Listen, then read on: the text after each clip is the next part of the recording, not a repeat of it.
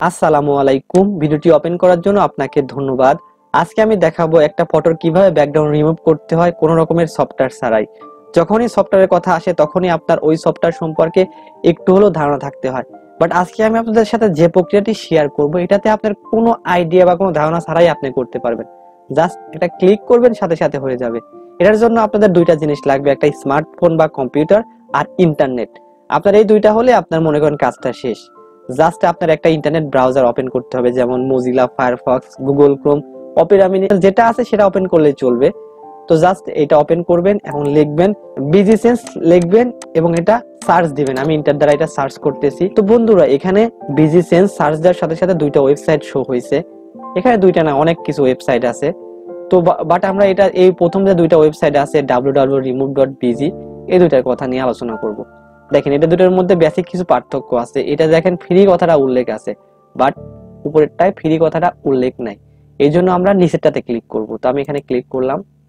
যার যত internet facility ভালো বা স্পিড যত ভালো, এটা তত দ্রুত হবে। তো আমার একটু স্লো, এই জন্য একটু দ্রুত হচ্ছে না।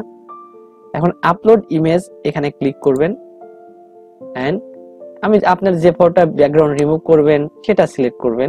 আমি এটা রিমুভ করতে চাচ্ছি, এই জন্য এটা সিলেক্ট করলাম। এখন একটু সময় নিতে হবে, যেহেতু আমার ফ্যাসিলিটি ইন্টারনেট ফ্যাসিলিটি অতটা ভালো না বা স্পিড ভালো না, এই জন্য একটু টাইম তো নিতেই হবে, তাই না? আপনার যদি স্পিড অনেক ভালো থাকে তাহলে মনে করেন 1 সেকেন্ডের মধ্যে হয়ে যাবে। দেখুন, একটু ওয়েট করি আমরা। দেখেন, এই ফটোর কিন্তু ব্যাকগ্রাউন্ড অটো ভাবে রিমুভ হয়ে গেছে। এখন যদি আপনি জাস্ট এটার উপর ডাউনলোড আছে এখানে ক্লিক করবেন, সাথে সাথে কিন্তু এটা ডাউনলোড হয়ে যাবে। দেখেন, আমি যদি এটা ওপেন করে দেখেন, এই ফটোর কিন্তু কোনো ব্যাকগ্রাউন্ড নাই। এখন খুব সুন্দরভাবে আপনার ফটোটা যদি আপনি এখানে ক্লিক করেন, কোনো ভাই ব্যাকগ্রাউন্ডে যত কঠিন ব্যাকগ্রাউন্ডই হোক সব রিমুভ হয়ে যাবে। যদি এরকম ভাবে রাখতে চান তাহলে এভাবে রাখতে পারেন। বাট আপনি যদি ইচ্ছা করেন যে আমি পিছনে কিছু কালার অ্যাড করবো বা বিভিন্ন স্টাইলিশ ছবি অ্যাড করবো বা ফটো অ্যাড করবো, সেটাও পারেন। এটার জন্য জাস্ট আপনারা এডিটের উপর ক্লিক করবেন। ক্লিক করার পর একটু ওয়েট করতে হবে। এখানে দুই রকমের অপশন দেখতে পাচ্ছেন, ফটো, কালার। ফটো বলতে বিভিন্ন স্টাইলিশ ফটো আছে ব্যাকগ্রাউন্ড, সেগুলো অ্যাড হবে। যে কোনো পর যদি আপনি ক্লিক করেন তাহলে একটু টাইম নিয়ে সেটা অ্যাড হয়ে যাবে। দেখেন, বিভিন্ন ধরনের কালার আছে। দেখেন, এটার পর আমি ক্লিক করলাম, হয়ে গেল। এখন যদি আপনি এটা ডাউনলোড করতে চান, জাস্ট ডাউনলোডের উপর ক্লিক করবেন এন্ড ডাউনলোড ইমেজ এখানে ক্লিক করবেন। যদি ওপেন করেন, দেখেন এটা কিন্তু হয়ে গেছে, অনেক সুন্দর আর কি হয়ে গেছে।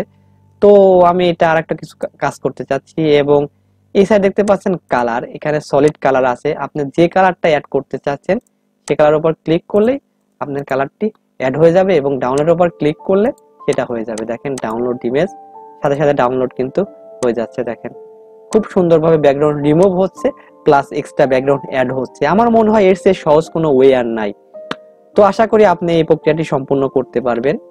তো ভিডিওটির জন্য একটা আপনার কাছে লাইক আশা করতেই পারি। ভাই, এত কষ্ট করে ভিডিওটি বানালাম, তো লাইক দিবেন না? আশা করি একটা লাইক দিবেনই। ভাই, করেন আর না করেন, একটা লাইক করুন প্লিজ। তো এত সময় ভিডিওটি ধৈর্য সহকারে দেখার জন্য অসংখ্য অসংখ্য ধন্যবাদ। ভালো থাকবেন, আল্লাহ হাফেজ।